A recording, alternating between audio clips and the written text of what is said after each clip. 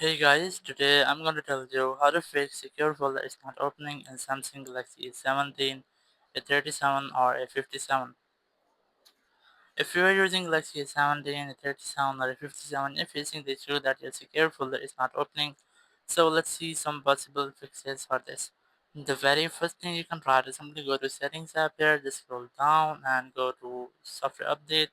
You just have to make sure that your phone might have an pending software update. If you find just try to update your software, after updating software, you have to retry to check if it fixed your issue or not.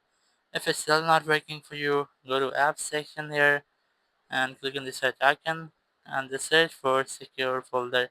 You might get secure folder here. Just scroll down, click on storage. The very first you can try to clear cache, or you can also try to clear data. Once you have cleared data, just go back and click on this force stop option. And once you have forcefully stopped your app, just scroll down, click on this power icon, click on restart, and then click on this restart icon again to have a restart with your phone. And once your phone has been restarted, your issue will be fixed and you will not get this issue again. Thank you very much for watching the video. Until next video, bye bye.